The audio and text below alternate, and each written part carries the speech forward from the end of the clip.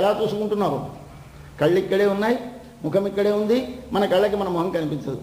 చూడాలనిపిస్తే ఏం చేస్తున్నారు? వెంటనే అద్దం పట్టుకొస్తున్నారు. అద్దం పట్టుకు ఎదురుగా పెడితే అద్దంలో నీ ముఖం నీకు కనిపిస్తోంది. ఈ అద్దంలో ముఖం ఎలా కనిపిస్తోంది? ఆ అద్దం చూపిస్తోందా? అద్దానికి కళ్ళున్నాయా? లేవు. మరి ఎలా కనిపిస్తోంది? నీ కళ్ళలోంచి వచ్చిన కిరణాలు అద్దం మీద పడగానే అవతలికి వెళ్లకుండా అద్దం అడ్డేసింది. అడ్డేస్తే ఏమైనా అటించి తిరిగాయి మన కళ్ళు. తిరిగి ఇప్పుడు ఇక్కడి నుంచి ఇటు నుంచి చూసాయి. ఈ కళ్ళు ఈ కన్నిటికి వచ్చింది, ఈ కన్నిటి వచ్చింది, అటించుడు చూసింది. చూస్తే ఏమవుతుంది? మనకి ఎడమ కుడి, కుడి ఎడమగా అద్దంలో మనకు కనిపిస్తుంది. ఎందుకు ఎడమ కుడిగా కనిపిస్తుంది? నీవు నిన్ను ఎదురుగా నుండి నీ రెండు వైపుల కళ్ళు ఇటించాడు తిరిగి చూసుకుంటున్నావు. ఇది ఎవరికి కనిపిస్తున్నాయి? మనకి. ఇప్పుడు అలాగే మనకు కనిపించాలి. ఎలా కనిపిస్తారు? ఒకసారి మహాపురుషులను దర్శిస్తూ ఉంటారు. వారిని చూస్తే, వారి మాటలు వింటూ ఉంటే మన చూపు అటించుడు తిరుగుతుంది. ఇది ముందు ప్రాక్టీస్ చేయి. పెద్దల దగ్గరికి వెళ్ళడం, పెద్దల మాటలు వినడం చేస్తే అప్పుడు ఏమవుతుంది? నీకు ఒక ఆనకట్ట కడుతుంది. ఈ వైరాగ్యం పేరు ఆనకట్ట. అభ్యాసం పేరు యువతల పక్క కాలువలు తవ్వాలి. ఆనకట్ట కట్టేసి వదిలేయకండి. వదిలేస్తే ఏమవుతుంది? పొంగిపోయి ఊళ్ళు ముంచేస్తుంది. కాబట్టి ఆనకట్ట కట్టే ముందు యువతలకి కాలువలు తవ్వాలి. తవ్వితే వాటిలోంచి నీరు, పొంగిన నీరు పారి పంటలను పండిస్తుంది. అలాగే మనం ఇప్పుడు ఎక్కడికి కాలువలు తవ్వాలి? లోపలికి ఆత్మవైపు కాలువ తవ్వాలి. ఈ జ్ఞానం బయటికి వెళ్ళేదాన్ని అడ్డాలి, లోపలి వైపు ప్రసరింప చెయ్యాలి. ఇది చెబుతుంది ఈశావాస్యం కఠోపనిషత్తు. అయ్యా, భగవంతుడు ఏం చేశాడంటే నదులను పల్లానికి సముద్రము వైపే పారేటట్లు పరాంచి ఖాని యతృణత్ స్వయంభూ. సర్వేశ్వరుడు ఇంద్రియాలు బయటికి పరిగెత్తేవి, బయటి వాటిని చూపించే వాటినిగానే నిర్మించాడు. కానీ లోపలి వైపు వెళ్ళి లోపలి వాటిని చూపించేవిగా నిర్మించలేదు. అటు ఒరిజినల్గా అది లేదు, దాన్ని మనం కల్పించాలి. ఏమండి, అటు వెళ్ళడం నీటికి స్వభావం. అటించి రావాలంటే అడ్డకట్ట వేయి. అలాగే నీ ఇంద్రియాలకి బయటికి వెళ్ళడమే అలవాటు. వెళ్ళేటువంటి వాడిని ఏమిటి చేయాలి? అటు చిడు తిప్పాలి. ఆవృత్త చక్షు. ఇది ఎంత కష్టం. కశ్చిత్ ధీర. ఎవడో ఒక ధీరుట్టవాడు. ఎవడా ధీరుడు? అటు పారుతున్నది అని ఇటు మళ్లించినటువంటి ఇంజనీర్ గారు. ఆ ఇటు మళ్లించినటువంటి ఇంజనీర్ వస్తే కాటన్ గారు గోదావరికి బ్రిడ్జి కట్టారండి, అంత గొప్పవాడు పొగిడొస్తున్నాం. ఇప్పుడు ఎందుచేత అటించుడు తిప్పాడు కనుక నీటిని. అలాగే మనం కూడా ఏం చేయాలి? కశ్చిత్ ధీర. ఒక ధీరుడు ప్రత్యేగాత్మానమైక్షతు. తనలోనే ఉండి తనను తాను ప్రకాశింపజేసేటువంటి ఒక వస్తువు ఉన్నది లోపల, దాని పేరు ఆత్మ. దానిని చూస్తాడు. ఏమిటి చేస్తే చూస్తాడు? ఆవృత్త చక్షు. ఇటు వెళుతున్న కంటిని ఇటు మళ్ళిస్తే ఆవృత్త, వెనుకకు తిప్పబడిన కన్ను గలవాడే చూస్తాడు. ఎందుకంటే ఇది ఏమిటి లాభం? అటు వెళితేనే ఇటు వెళితేనే కొమ్మ ములుక్కుపోయింది అంటే అమృతత్వం ఇచ్చన్న. నువ్వెప్పుడు చావు లేకుండా ఉండాలంటే ఇటు తిప్పు, నిత్యం చచ్చిపోవాలంటే అటు తిప్పు. కాబట్టి అటు వెళితే ఏమిటవుతుంది? ఎప్పుడూ చావే, ఎప్పుడూ చావే. కాబట్టి మరణం వెంటనే పుట్టడం, మళ్ళీ బతుకు, చావు, ఇలా ఉన్నాం మనం అందరం ఇప్పుడు. అలా కాదు, నువ్వు ఎప్పుడు చనిపోకూడదు. నువ్వంటే ఎవరు? ఇది కాదండి, ఇది మళ్ళీ గుర్తుపెట్టుకు ఉండాలి. నేనంటే నువ్వంటే మాటలకు అర్థం ఏంటో తెలుసుకుంటే లోపలిది. ఈ లోపలిది ఎప్పుడు ఉన్నది అని మనకి తెలిస్తే మనము బ్రతికున్నట్టు లెక్క. ఎప్పుడు తెలియకుండా ఇదే నేను అనుకుంటే ప్రతిక్షణం చచ్చిపోతున్నట్టు, ప్రతిక్షణం పుట్టున్నట్టు లెక్క. ఎందుచేత ఇది ప్రతిక్షణం మారుతుంది. ఇప్పుడున్న శరీరం మళ్ళీ ఒక గంట తర్వాత మీరు చూసుకుంటే అలా ఉండదు, మారుతుంది. ఏ వస్తువైనా ప్రతిక్షణ పరిణామశీలము, ప్రతిక్షణము మారే స్వభావము గలది. దానిని మనం చూస్తే మనం ఎప్పుడూ మారని మనకి అది దానికి ఎంత విరోధం ఉందో తెలుస్తుంది. ఇది తెలియాలి. ఇది తెలియడానికి ఏమి చేయాలి? ముందు వైరాగ్యం, తర్వాత అభ్యాసం. దీని అక్కడి నుంచి ప్రాక్టీస్. ప్రాక్టీస్ అంటే ఏమిటి? ఆత్మవైపు పారించడానికి కాలవల్లోంచి నీరు పారించినట్టు మన జ్ఞానము లోపల ఉన్న ఆత్మ విషయము పారించాలి. దీనికి ఒక ఇంజనీర్ గారు కావాలి. ఆ ఇంజనీర్లే మన మహాభక్తులు. వారిని ఆశ్రయిస్తే వారు మనకు అవతల ఆనకట్ట కడతారు, యువతల కాలువలు తవ్వుతారు. వారి ద్వారా మనం మళ్ళించుకోవాలి. అందుకోసం ముందు భగవద్గీత చెప్తే ఇప్పుడు ఇవి కలిగితే ఎలా తెలుస్తున్నాడు? ఇవి కలిగేని అవిద్య, అస్మిత, రాగము, ద్వేషము, అభినివేశం అన్నవి మన జ్ఞానం అనే చిత్తమునకు కలిగిన మాలిన్యములని చెప్పింది యోగశాస్త్రం. వీటి పేరు చిత్తమలములు. మలములు అంటే మాలిన్యములు.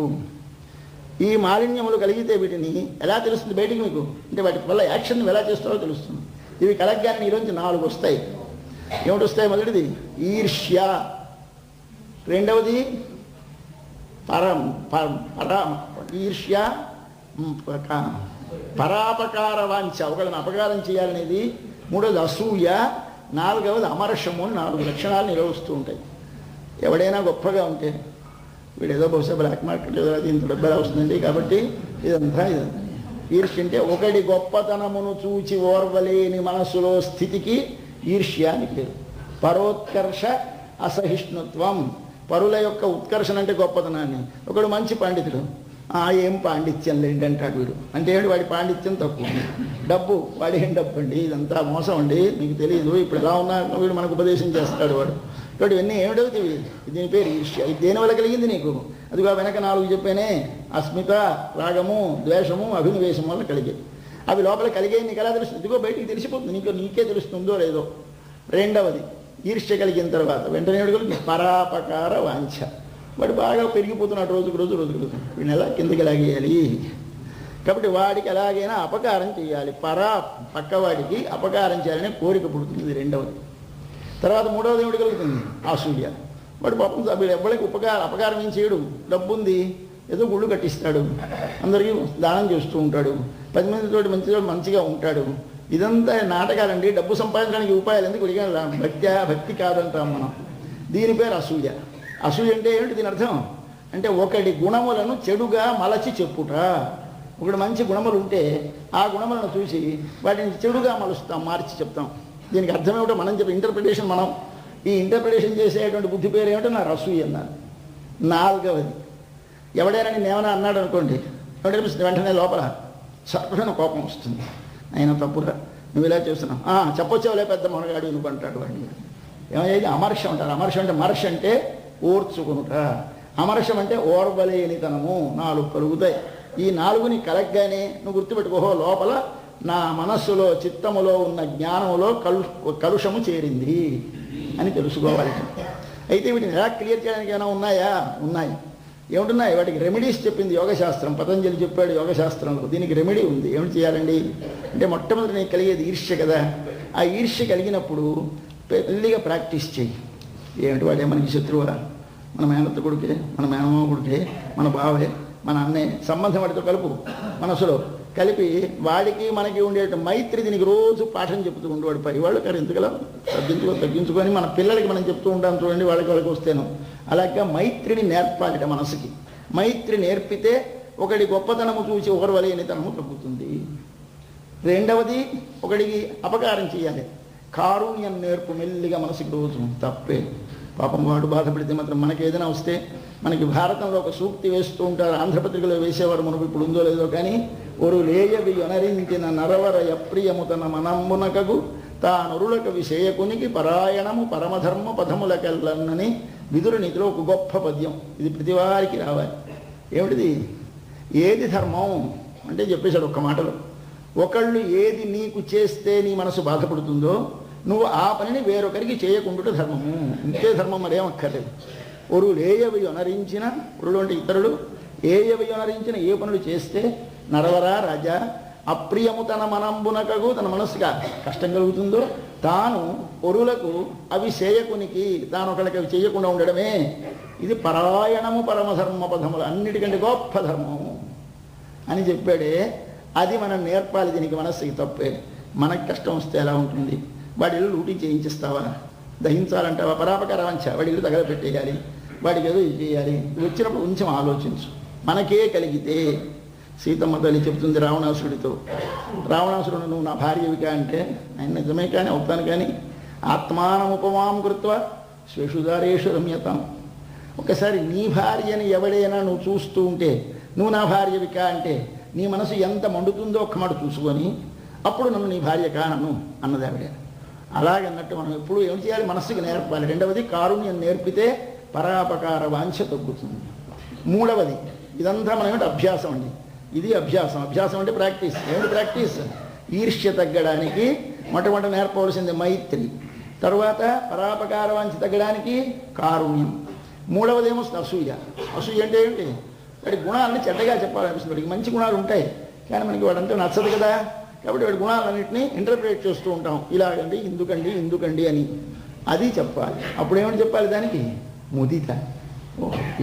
ఏం గుణములు గలవాడు, ఎంత ఐశ్వర్యం ఉంటేనే ఐశ్వర్యం, అందరిలా ఉన్నాడా, ఎంత సత్కార్యాలు చేస్తున్నాడు, ధర్మం చేస్తున్నాడు, ఇవన్నీ దానికి నిప్పు. ఎవరికి? మనస్సు గారికి. ఈ లోపల మనస్సు గారికి అభ్యాసం నేర్పుతూ ఉండాలి. ఇవి నేర్పితే ఈ అసూయ తగ్గుతుంది. 4వది అమర్షం. ఒకళ్ళు ఏదైనా అంటే ఓర్వలేనితనం. పోని అంటే నష్టం ఏమిటి, పెద్ద బెంగ పెట్టుకుంటా ఏమిటే నీకేం ఒళ్ళు కుట్టాడా, మాట కదా అన్నాడు అంటే అంటాడే ఏం చేస్తాం, ఓర్చుకోవాలి అని నేర్పాడు. దీనికి అమర్షం తగ్గడానికి ఏం నేర్చుకోవాలి, ఉపేక్ష. ఉపేక్ష అంటే దాని విషయంలో మనసు పట్టకుండా ఉండుట నేర్పాలి. 4 లక్షణాలు నేర్పితే నీకు అభ్యాసం వస్తుంది. వైరాగ్యం, అభ్యాసం, ఇవి చేస్తే ఏమవుతుంది, ఇప్పుడు ఈ గుణాలు తగ్గితే మన మనస్సు ఇప్పుడు ఒకసారి నిర్మలమైనది. మలములు 4 చెప్పాను, ఆ మలములు 4లో వచ్చేటువంటి రియాక్షన్ చెప్పాను, యాక్షన్ బయటికి ఎలా వస్తుందో చెప్పాం. ఈ 4 తగ్గితే ఎలా ఉంటుంది ఇప్పుడు మనస్సు, నిర్మలము అంటే నిర్మలము, మలములు పోయినది అవుతుంది మనస్సు. ఆ మలములు పోతే దానినే ప్రసాదము అంటారు. ప్రసాదము అంటూ ఉంటారు. ఏమిటి ప్రసాదం అంటే గోధుమ రవ్వ, పంచదార, పాలు ఉడకబెట్టి దానిలో నెయ్యి పోసి ఇస్తే ఇంత ముద్ద ఇస్తే ప్రసాదం. మనకందరికీ తెలుసు. ఏమిటి ప్రసాదం అంటే సత్యనారాయణ ప్రసాదం అందరికీ తెలుసు. అది కాదు ప్రసాదం. ఆలయానికి వెళ్ళి కొబ్బరికాయ కొడితే సగం చెక్క ప్రసాదము, అరటిపండు ఇస్తే తొక్క తీసి ఆయన నైవేద్యం పడిస్తే ప్రసాదము. ఏమిటి ప్రసాదం అంటే అర్థం, ఈ ప్రసాదము ఇంతకుముందు మనం ఇటించబడినప్పుడు కొబ్బరికాయ ఎవరిది, ఇది ఎవరిదంటే నాది. అటించేవాడు కొట్టేసి మన చెక్క ఇస్తాడో ఎవరి చెక్క ఇస్తాడో తెలియదు, చెక్క మనకి సగం ఇస్తాడు. ఇస్తే అప్పుడేమిటి చేస్తాను, దాన్ని ఇటించి పట్టుకెళ్ళేటప్పుడు ఎంతో నాదన్న కొబ్బరికాయని అటించి సగం చెక్క పట్టుకొని కళ్ళకు అద్దుకుంటాం. దానిలో చిన్న ముక్క తీసి నోట్లో వేసుకుంటాం, పక్క వారికి ఒక ముక్క పెడతాం. ఎంతో దాన్ని విలువగా అతిభద్రంగా పట్టుకొస్తాం. ఏమిటి చేసింది నీకు ఇది, ఇంతకుముందు నీలో ఉన్న నేను నాది అనే భావాన్ని పోగొట్టేసింది. ఎందుచేత, భగవంతునికి అర్పణము చేయడము చేత. కాబట్టి నేను నాది తగ్గాలంటే ఏది చేస్తే నీ మనసులో ఉన్న నేను నాది తగ్గుతుందో దాని పేరు ప్రసాదము. అది ప్రసాదం అంటే అర్థం. ప్రసాదం అంటే మాలిన్యము లేకుండుట. ఈ మాలిన్యము లేకుండా ఏమిటి చేయాలి, 1 భగవద్ దర్శనము, 2 భగవద్ ఆరాధనము, భగవన్ నివేదనము, భాగవత సహవాసము, భాగవత శ్రీసూక్తులు శ్రవణము. ఇది చెయ్యి, ఇది ప్రాక్టీస్.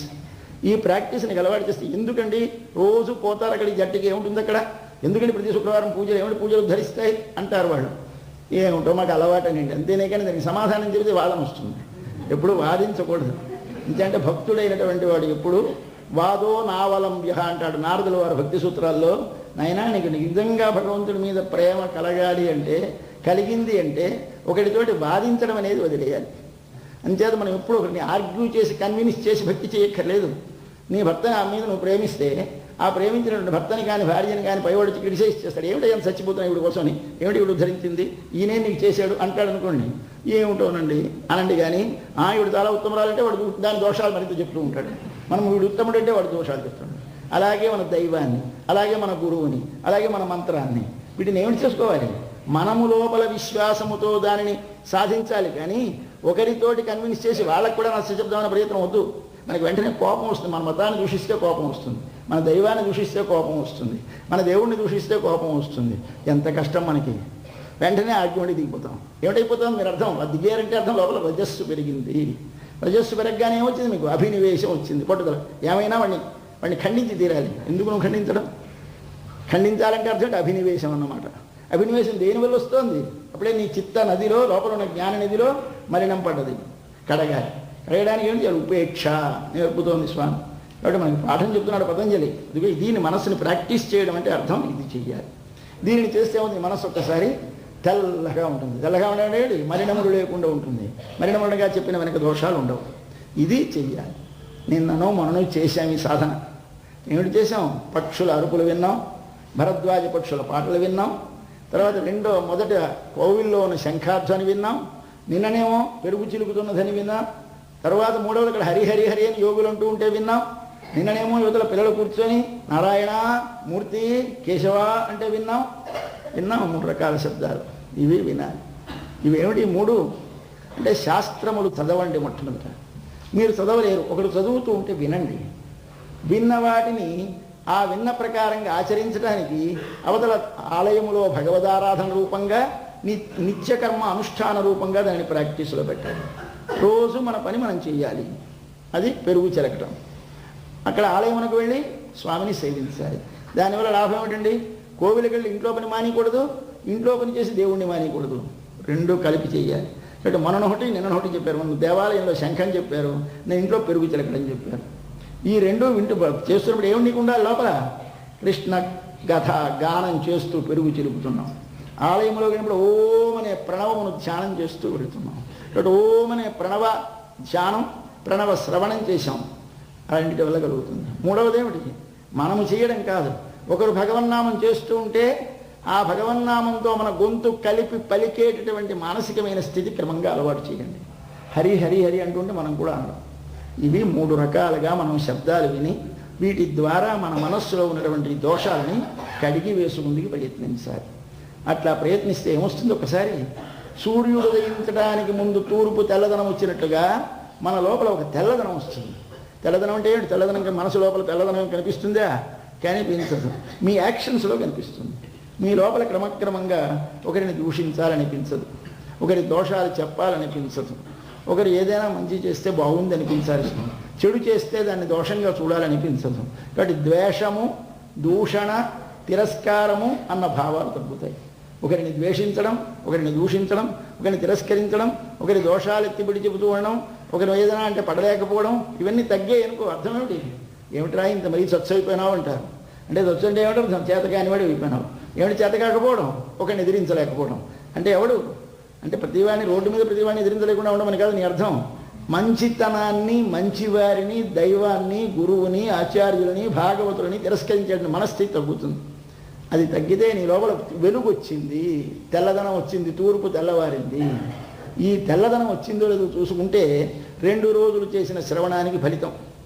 బట్ ఇవాళ రోజు పిల్లలు లోపల పడుకున్న పిల్లల్ని లేపడానికి పక్షులు అరుస్తున్నాయి, ఏవో తెల్లవారే గుర్తులు చెప్పాం. ఇవాళ అవి నమ్మది. ఈ పిల్ల అయిపోయింది, ఆ స్థితి దాటిపోయింది. వాళ్ళ 3వ ఆవిడ. ఈవిడ ఎంతకంటే వాళ్ళకంటే కొంచెం ప్రౌఢ. ఈమెకేం చెప్పాలి? ఆ పక్షులు అరుస్తున్నాయి, అలా అరుస్తూనే ఉంటాయి. తెల్లవారులో మన ఊళ్ళో మీరందరూ చెట్ల కింద ఉంటే పక్షులు అలాగేం చేస్తాయి అంటుంది లోపల పిల్ల. ఇవాళ అలాంటిది కాదు ఈవిడ కేవలంగా పరమ సాత్వికమైనది కనుక ఈవిడికి ఏమని చెప్పాలి? అది కూడా మా తూర్పు తెల్లవారుతోంది అని వాళ్ళ గుర్తు చెప్తారు. మొట్టమొదటి ఈ పాశురంలో తూర్పు తెల్లవారుతోంది అంటే అర్థం ఏంటి? నిన్నను మొనను చేసిన శ్రవణము వలన కలిగిన ఫలితము లోపల మీకు కనిపించాలి. అంతే. వినేస్తే లాభం లేదు. వినదాన్ని ఎంతవరకు మీరు వినడం, ఆనకట్ట కట్టడం, కట్టిన తర్వాత ఏం చేయాలి? పక్కకి పారడానికి కాలవల త్రవ్వినట్టుగా అభ్యాసం చెయ్యాలి. ఈ అభ్యాసం చేస్తే మీకు శ్రవణం వల్ల ఫలితం, కానీ చేయకపోతే ఫలితం లేదు. భాగవత సప్తాహం చేశాడు ఒక ఆయన. మనకి భాగవత మహాత్మ్యంలో కథ. ఆ భాగవత సప్తాహం చేస్తే వారి ఒక సవతి సోదరుడికి పిశాచత్వం వచ్చింది. గోకర్ణుడనే ఆయన భాగవత సప్తాహం మొట్టమొదటి చేశాడు. అంతకుముందు ఉన్నటువంటి దుంధురుడని ఒకడు ఉన్నాడు. వాడికి చాలా దుర్మార్గుడు, కేవలం దుర్మార్గమైన పని చేసి చచ్చిపోయినాడు, పిశాచం అయిపోయినాడు. ఆ పిశాచం అయిపోతే వాడు పిశాచత్వం వదిలించడానికి ఏం చేయాలంటే, భాగవత సప్తాహం చేస్తే ఆ ఆత్మకి పిశాచ స్థితి పోతుందన్నారు. సప్తాహం చేశాడు, పెద్ద సభ పెట్టాడు, అందరూ కూర్చున్నారు, భగవద్భక్తులు భాగవతం గానం చేస్తున్నారు. ఈయన అలా వింటున్నాడు, జరుగుతోంది. ఒక్కొక్క రోజు అక్కడ ఏమిటి చేశాడు? ఒక 7 కణుపులు కలిగిన ఒక కర్ర పాతాడు. కణుపులు అంటే గుంపులు కలిగినటువంటి కర్ర. ఆ వెదురు కర్ర పాతాడు. ఆ పాతి భాగవతం వింటూ ఉంటే ఆ కర్ర మీదికి ఆ పిశాచాన్ని ఆవాహనం చేశాడు. ఇదేంటిది? వాయు శరీరం. అది మనకు కనిపించదు. కాబట్టి వాయు శరీరాన్ని తీసుకుని వచ్చి, నాయన నువ్వు ఇక్కడ ఉండు అని తన శక్తి చేత నియమించాడు. కర్ర మీద ఉన్నాడు వాలి. ఎవరా? పిశాచం, వారి సోదరుడు. అక్కడి నుంచి భాగవతం ఆయన వింటున్నాడు, ఈయన వింటున్నాడు. ఒకరోజు సాయంత్రం కథ అయ్యేసరికి టక్కన ఒక కణుపు బద్దలయ్యాడు. అలా 7 రోజులకి 7 కణుపులు పెట్టి దాని నుంచి ఒక దివ్య తేజస్సుతో పైపడిపోయినాడు అని కథ. అప్పుడు సదస్సులు అడిగారు, ఏమండి మరి ఆయన వింటున్నాడు, మేము వింటున్నాం కదా, వెదురు కర్ర పగిలి మీదకేదో వెలుగు వెళ్ళింది కానీ మాలోంచి ఒక వెలుగు వెళ్ళదేమి అని అడిగారు. నాయన, శ్రవణములో భిన్న భిన్న దశలు ఉంటాయి. కొంతమంది వింటారు అంటే వారికి ఏమిటి? వినడమే చెవులు ఉన్నాయి కనుక ఎన్నిసప్పుడు మనకు వినిపించలేదు. ఇది అలాంటిది. వినడం కాదు కావలసింది, వినదాన్ని లోపలికి దిగనివ్వాలి. దిగిన తర్వాత దాని యొక్క ఫలితమును తాను చూడాలి.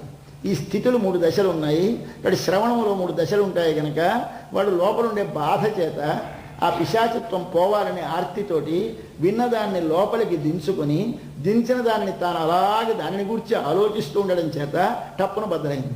మీకో ఏమైనా బాధ ఉందేమిటి? పిశాచత్వం లేదు కదా మనకి. అంటే మనకందరికీ ఏమన్నా ఇప్పుడు హాయిగా ఉన్నాం సంసారంలో, మనకేం బాధలా? ఏం బాధలు లేవు. కానీ మనం అస్తమానం బాధలు పడుతున్నాం, కానీ బాధలు హాయిగా పడుతున్నాం.